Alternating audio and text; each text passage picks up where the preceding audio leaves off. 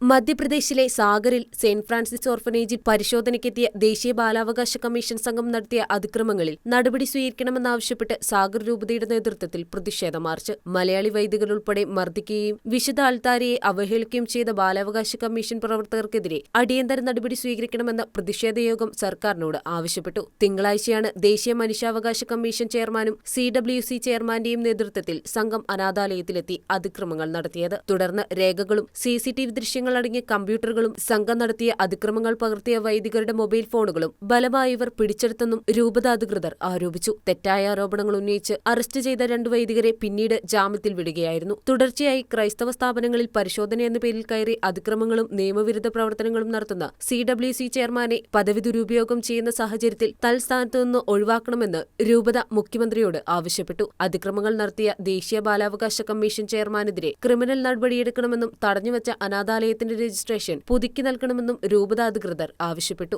ഇത് സംബന്ധിച്ച മെമ്മോറാണ്ടം രൂപത മുഖ്യമന്ത്രിക്ക് കൈമാറിയിട്ടുണ്ട്. മുഖ്യമന്ത്രിയിൽ തങ്ങൾക്ക് വിശ്വാസമുണ്ടെന്നും ന്യൂനപക്ഷങ്ങൾക്കെതിരെയുള്ള അതിക്രമങ്ങളിൽ നടപടി ഉടൻ സ്വീകരിക്കണമെന്നും മെമ്മോറാണ്ടത്തിൽ ആവശ്യപ്പെട്ടിട്ടുണ്ട്. കഴിഞ്ഞ 150 വർഷമായി ശാംപുരയിൽ അനാഥർക്കും ഭിന്നശേഷിക്കാർക്കും വേണ്ടി സേവനം ചെയ്യുന്ന സ്ഥാപനത്തിന്റെ ലൈസൻസ് സർക്കാർ പുതുക്കി നൽകാത്തതിനെ തുടർന്ന് കോടതിയിൽ കേസ് നിലനിൽക്കുകയും നിലവിലെ സ്ഥിതി തുടരാൻ കോടതി നിർദ്ദേശവും നിലനിൽക്കെയാണ് സംഘം പരിശോധനയ്ക്കെത്തിയത്. തുടർന്ന് രേഖകളില്ലെന്നുള്ള ആരോപണമുന്നയിക്കുകയും മുൻകൂട്ടി തീരുമാനിച്ചതുപോലെ പരുഷമായി പെരുമാറുകയുമായിരുന്നു സംഘമെന്ന് രൂപത അധികൃതർ പറഞ്ഞു. വർഷങ്ങളായി വിശുദ്ധ കുർബാന അർപ്പിക്കുന്ന അൾത്താരയെ അവഹേളിച്ച സംഘം വിശ്വാസികളുടെ വികാരത്തെ വ്രണപ്പെടുത്തുന്ന പ്രവൃത്തികളാണ് ചെയ്തതെന്നും അധികൃതർ ചൂണ്ടിക്കാട്ടി. കെട്ടിട ലൈസൻസ്, വിദേശ ഫണ്ട്, മദ്യം സൂക്ഷിച്ചു തുടങ്ങിയ ആരോപണങ്ങളാണ് കമ്മീഷൻ പിന്നീട് മാധ്യമങ്ങൾക്കു മുന്നിൽ ആരോപിച്ചത്. വിശുദ്ധ കുർബാനയ്ക്കായി സൂക്ഷിച്ചിരുന്ന വീഞ്ഞിനെ മദ്യക്കുപ്പിയാക്കിയും ഹന്നാൻ വെള്ളത്തെ വോഡ്കയാക്കിയും മാറ്റിയ സംഘം ഇത്തരത്തിൽ തെറ്റായ ആരോപണങ്ങളാണ് ഉന്നയിച്ചിരിക്കുന്നതെന്ന് രൂപത PRO ഫാദർ സാബു പുത്തമ്പുരയ്ക്കൽ വ്യക്തമാക്കിയിരുന്നു.